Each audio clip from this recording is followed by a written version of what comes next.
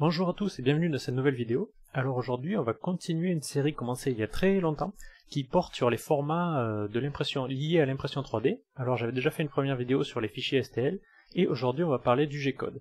Le G-code c'est un langage de programmation et c'est le langage qui sert à piloter votre imprimante 3D, donc il contient toutes les instructions nécessaires à votre imprimante 3D pour qu'elle puisse réaliser une pièce. Et ce qu'on va faire dans cette vidéo c'est que je vais d'abord vous le présenter très grossièrement et ensuite on ira se plonger un peu plus dans les détails.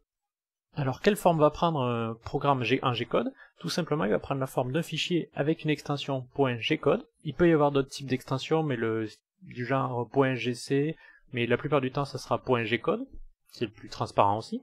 Et à l'intérieur de ce fichier .gcode va se trouver des instructions et des lignes de commande. Alors, je peux aller voir ça tout de suite. Je fais un clic droit et je vais l'ouvrir avec un éditeur de texte. Et je vais trouver sur chacune des lignes des commandes et des instructions. Alors, des instructions pour qui? Des instructions pour toutes les machines-outils à commande numérique. Une imprimante 3D à dépôt de filament fondu est un type de machine-outil à commande numérique et donc, par conséquent, prend aussi ses ordres à partir d'un fichier au format G-code. Alors, je vous ai séparé une ligne de commande. Normalement, sur chaque ligne, il y a une commande. J'en ai séparé une pour qu'on la voit de façon un peu plus claire. Et on va voir un peu le format que peut prendre chacune de ces lignes de commande. En fait, il va à chaque fois y avoir un type d'ordre sous la forme d'une lettre et d'un numéro après. Là, on va voir G1, et ensuite on va voir les paramètres de cet ordre. Là, grosso modo, cette ligne de commande, par exemple, veut dire G1, ça va être déplace-toi au point X135, Y85, donc déplace-toi au point XY, et F, ça va être un paramètre qui va gérer la vitesse. Donc, déplace-toi au point 135-85 à la vitesse de 1800 mm par minute. Voilà tout simplement, en fait, le type d'ordre que va contenir un fichier G-code. Pour conclure cette petite présentation pratique du format G-code, un fichier G-code, ça va être un enchaînement de chacun de ces ordres. Un ordre va être contenu à chaque fois sur une seule ligne, une ligne, un ordre, et l'enchaînement va faire qu'au final, des milliers et des milliers d'ordres vont finir par donner votre pièce imprimée, ou votre pièce fraisée ou tournée. Alors maintenant qu'on commence à avoir une idée de l'utilité que va avoir le format G-code dans la fabrication assistée par ordinateur, on va essayer de mettre un peu de contexte autour et de voir quelle est sa place en fait dans le cycle justement de fabrication assistée par ordinateur. Alors pour ça je vous ai fait une présentation au style graphique assez particulier, je vous l'accorde, on se croirait en 1990, mais qui représente toutes les étapes nécessaires à la création d'une pièce à l'aide du numérique aujourd'hui. Alors on va commencer par le début, c'est-à-dire par la conception assistée par ordinateur, donc les programmes de CAO, et c'est une partie qu'on connaît bien, plus que FreeCAD en est un, et donc dans cette partie-là, on va créer le modèle numérique de notre pièce. Une fois qu'on a le modèle numérique de notre pièce, il va falloir l'exporter. Alors les formats d'exportation ne sont pas les mêmes selon le mode de fabrication de notre pièce. C'est-à-dire que si on veut fabriquer notre pièce de façon classique, par enlèvement de matière, du genre fraisage, on va privilégier des formats tels que le STEP, l'IGS, mais on peut aussi, c'est vrai, retrouver le STL. Tandis que si on veut fabriquer notre pièce par un mode de fabrication par ajout de matière, tel que l'impression 3D, ici le format STL va être le format privilégié. On va aussi retrouver du format objet et du format 3MF, qui est un nouveau format créé par Microsoft et un groupement de grandes entreprises de conception assistée par ordinateur et d'impression 3D. Cette séparation selon le mode de fabrication va aussi se retrouver sur les logiciels utilisés, puisque si jamais on utilise un mode de fabrication par enlèvement de matière, par usinage, on va utiliser des programmes qu'on appelle de FAO, donc de fabrication assistée par ordinateur, tels que Kanban, dont le rôle va être de trouver où doit passer un outil pour enlever de la matière au bon endroit, pour arriver à la pièce finie en partant d'un brut. Et à l'inverse, dans le mode de fabrication par ajout de matière, on va utiliser des logiciels qu'on va appeler des logiciels trancheurs qui vont découper la pièce qu'on a envoyée au format STL pour trouver où est-ce qu'il faut rajouter de la matière et décrire le trajet donc de la tête d'impression par exemple qui va venir ajouter la matière sur chacune de ces tranches. En toute rigueur, un logiciel trancheur est aussi un logiciel de FAO puisqu'il nous aide à fabriquer notre pièce tout autant. Mais on appelle ça des programmes de FAO et des logiciels trancheurs. Le rôle de ces logiciels est donc de transformer un modèle numérique en une suite d'instructions qui permet de fabriquer ce modèle numérique. Et c'est là qu'intervient le G-code, puisque le G-code est le format qui a été choisi pour faire passer ces instructions.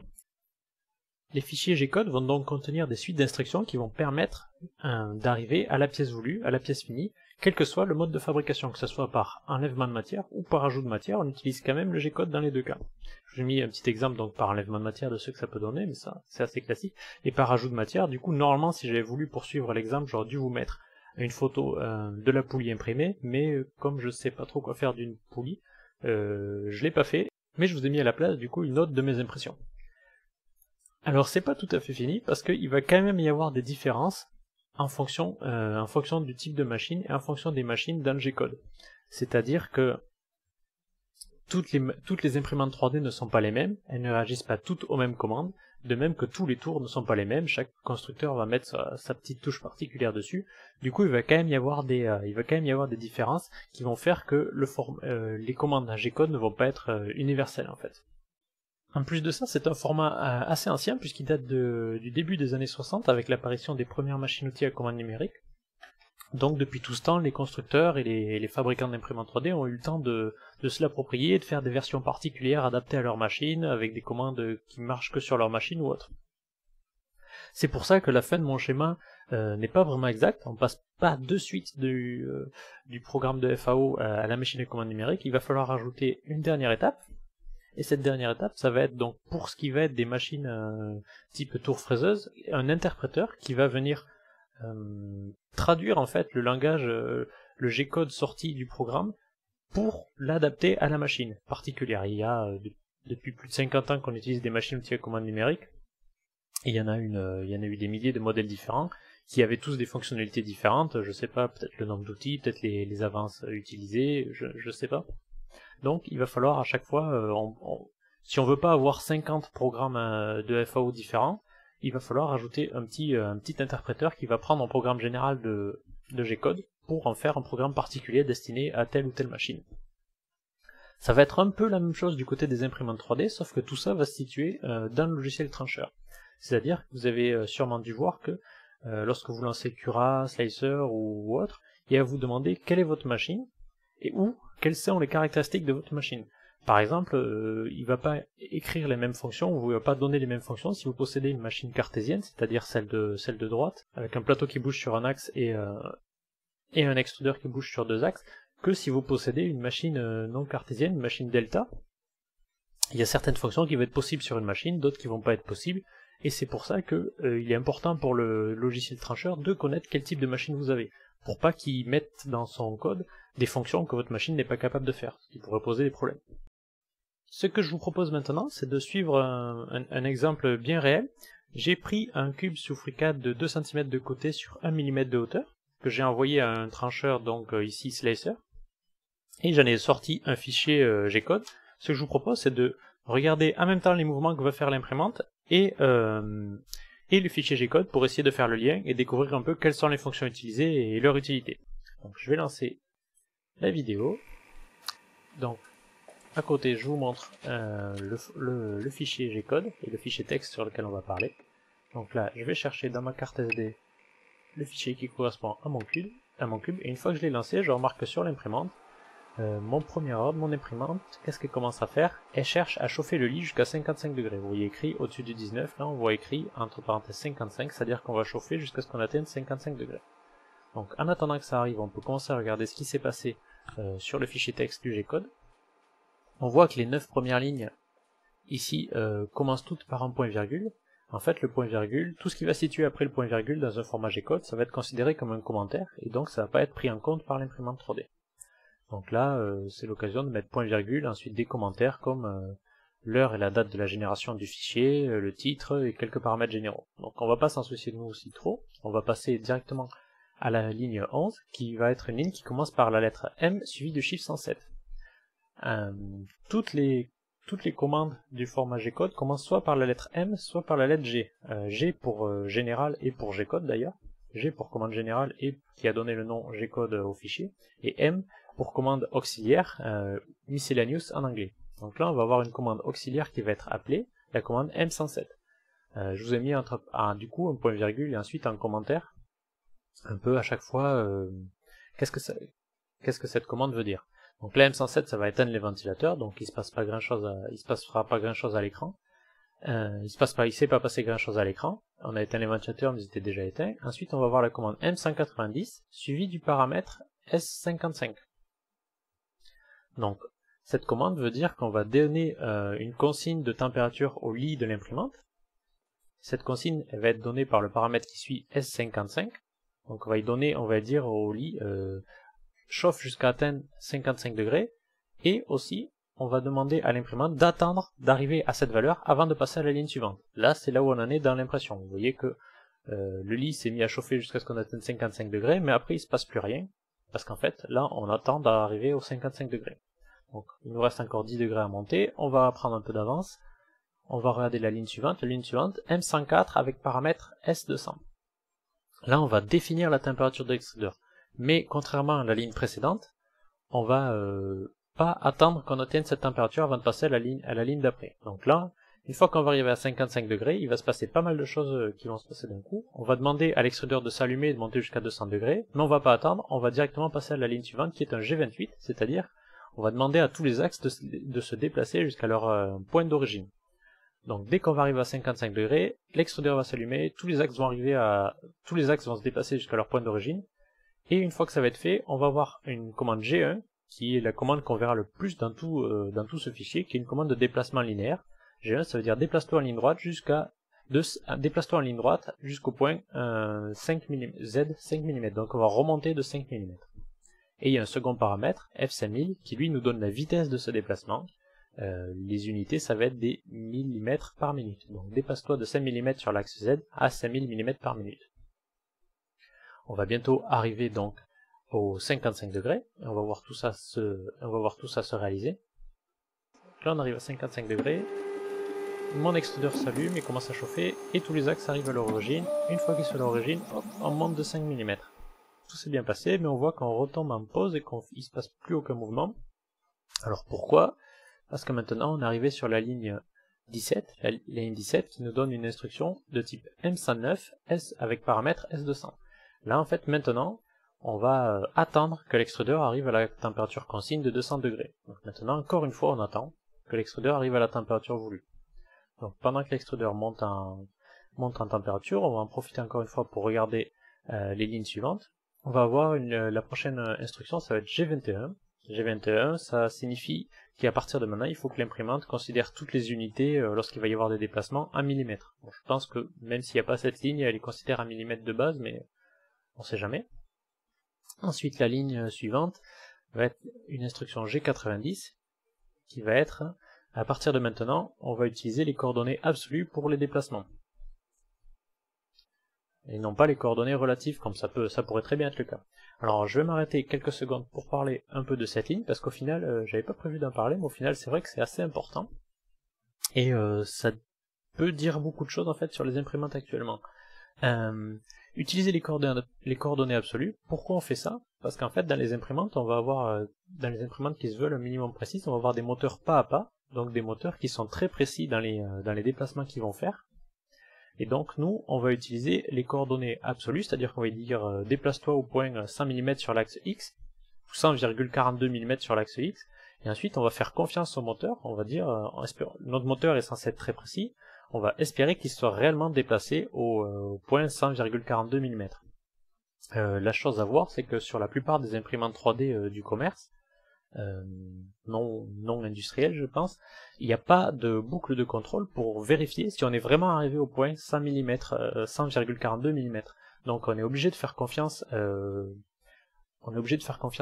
au matériel qu'on a, donc au moteur qu'on a, et c'est pour ça que d'avoir des imprimantes précises ça peut aussi coûter assez cher au jour d'aujourd'hui, parce que du coup on est obligé d'avoir des moteurs très précis, parce qu'on va être obligé de leur faire confiance en fait.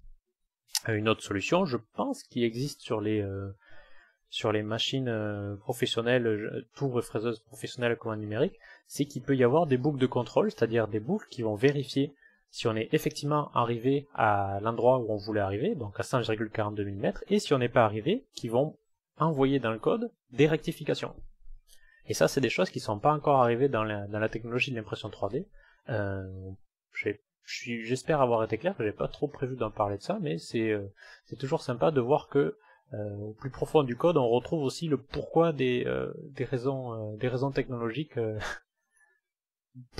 Pourquoi nos imprimantes sont conçues comme elles sont, et on peut le retrouver aussi au plus profond du code et des instructions. On va passer à la ligne suivante. Peut-être qu'un jour on fera une vidéo sur le hardware et les équipements qui sont dans nos imprimantes et on en reparlera un peu plus profondément.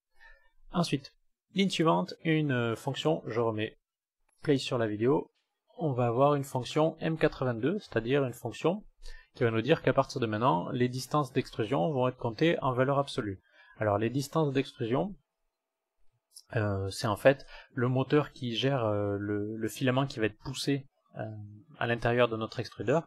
On va compter ça en fait à millimètres qui va être poussé. Donc quand on va vouloir extruder 3 mm, le moteur va tourner jusqu'à ce qu'il ait fait venir 3 mm de filament à l'intérieur de l'extrudeur. Donc on va compter ça en valeur absolue comme pour les déplacements. Le G92E0, ça veut dire que l'origine de notre extrusion, comme l'origine de nos axes, ça peut être les points 0, mais l'origine de notre extrusion, ça va aussi être le numéro 0. Ensuite, à ligne 22, on va avoir donc une commande G1. Commande G1, donc comme je l'ai dit, c'est les déplacements linéaires, c'est ce qu'on va retrouver la plupart du temps, qui va venir nous faire déplacer au point Z,0,2, donc en position pour effectuer la première couche. On va effectuer 5 couches de 0,2 mm à chaque fois pour arriver à faire notre millimètre en tout de hauteur. Donc on va se déplacer en hauteur pour arriver à la hauteur de notre première couche, et une fois qu'on va être à Z,02, hop, la vidéo se lance, je vais l'arrêter, l'imprimante se lance, je vais l'arrêter, je le mets en pause. Une fois qu'on arrive à notre point 0,2 mm, on va plus toucher à la hauteur et on va toucher qu'au déplacement selon X et Y. Donc on va avoir d'autres commandes G1 qui vont, pour la ligne 23, ne pas être une commande de déplacement, mais une commande uniquement d'extrusion. Le paramètre E signifie extrusion dans les lignes de commande qui commencent par G1. Donc on va faire une extrusion négative, c'est-à-dire on va faire une rétraction, comme vous voyez, pour éviter que lors du déplacement pour arriver au premier point, pour éviter de déposer du filament ou de faire des choses pas très propres. Donc une fois qu'on a fait ça, on refait un G92, donc on repasse la valeur, l'origine de l'extrusion à 0, et ensuite là, c'est exactement ce qu'on est en train de voir à l'écran, ce qu'on a vu à l'écran, c'est le déplacement pour le premier point de notre impression. Donc on va faire un déplacement qui va être sur X et Y, avec une vitesse donnée. Donc on se déplace au premier point, et avant de relancer la vidéo, on va prendre un peu d'avance. On va re-extruder de 2 mm, puisqu'on avait refait remonter le filament de 2 mm à l'envers, donc là on remet le filament dans l'autre sens, donc on annule la rétraction. Et ensuite on va venir avoir une série de déplacements de G1, donc de déplacements sur X, Y, avec à chaque fois une valeur d'extrusion. C'est-à-dire que entre la ligne 27 et 28 par exemple, on s'est déplacé de 4 mm selon X, même pas 1 mm selon Y, et on a extrudé, donc on est passé de 2,06 à 2,16 mm de filament, donc on a extrudé environ 0,1 mm. Vu qu'on est en valeur absolue, à chaque fois il faut compter la différence pour savoir entre les deux lignes pour savoir combien on a extrudé. Donc là on va avoir une série de déplacements qui va correspondre à la jupe, donc à la jupe autour de notre cube pour en fait échauffer notre extrudeur avant de passer au vrai cube qu'on va imprimer. Donc on va se déplacer de 24 mm, tous ces déplacements là représentent 24 mm selon l'axe X, ensuite on va avoir 24 mm selon l'axe Y, moins 24 sur l'axe X et moins 24 sur l'axe Y pour former notre premier carré qui va servir à notre skirt, notre jupe. Donc on peut regarder ça, 24 sur X, 24 sur Y, moins X et moins Y. Une fois que c'est fini, on fait une rétraction, on recommence, on va se déplacer jusqu'au premier point de notre impression, et on va commencer à faire le premier périmètre, le second périmètre, à chaque fois avec des points, à chaque fois avec des commandes G1. La plupart des commandes sont des commandes de déplacement linéaire. Même les parties en cercle sont des approximations, donc on va découper un cercle en plusieurs petites commandes G1 de déplacement linéaire.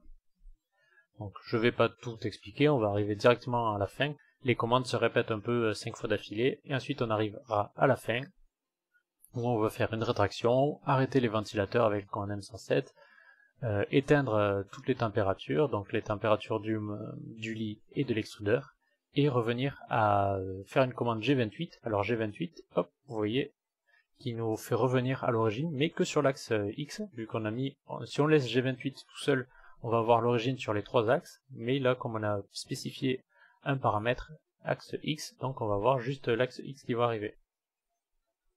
Et une fois que c'est fait, on éteint les moteurs, et ensuite on a des commentaires qui nous disent combien de filaments on a utilisé, etc. Au cours de cette impression. Une dernière chose, on a fait le tour des fonctions, on va dire classiques, mais on a fait le tour de très peu de fonctions du G-code. Si vous voulez en voir plus, si vous tapez G-code et le nom de votre imprimante ou le nom du firmware de votre imprimante, vous allez trouver toutes les fonctions et vous allez très vite, je peux vous mettre cette page-là en lien si vous voulez, sur le wiki des imprimantes RepRap, vous allez trouver un résumé de toutes les fonctions en fonction des firmware. Est-ce que les firmware supportent ces fonctions-là, comment il faut écrire ces fonctions-là. Donc si vous voulez en savoir plus et connaître plus de fonctions, vous trouverez facilement de la documentation sur internet.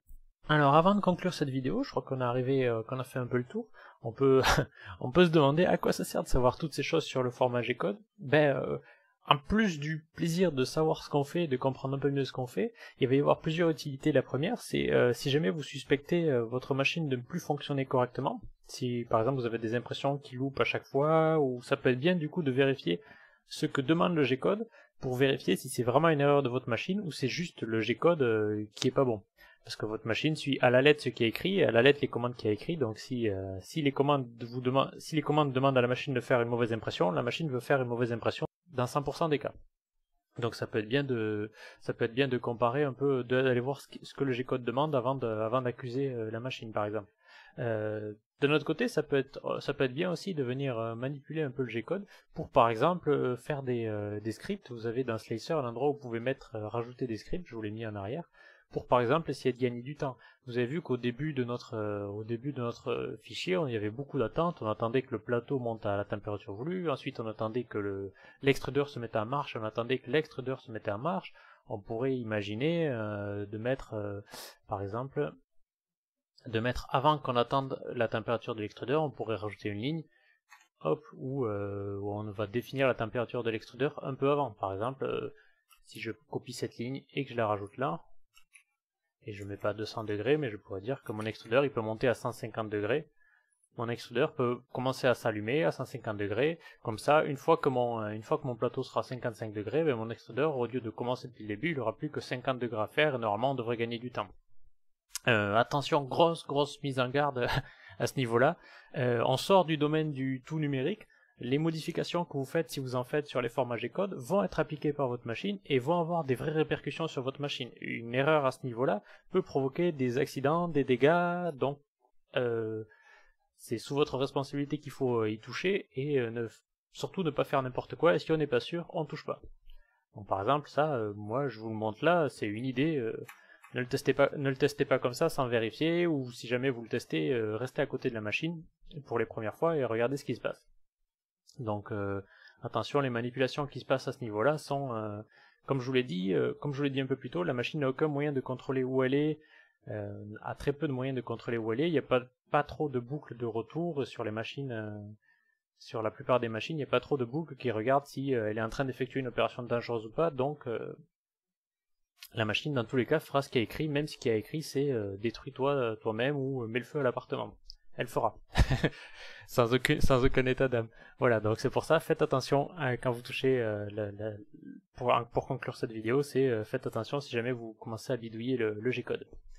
Donc on va s'arrêter là, j'espère que j'ai été assez clair. Je me suis rendu compte que c'était plus dur que prévu de parler du G-code, il y avait quand même beaucoup de choses à dire et c'était pas facile de trouver, de faire le tour de façon compréhensible, alors bon, ouais. Comme d'habitude, laissez-moi vos retours si vous avez trouvé ça bien ou si vous avez des pistes d'amélioration, il n'y a pas de souci, vous pouvez me le dire. Voilà, quant à moi, je vous dis à très bientôt, bye bye.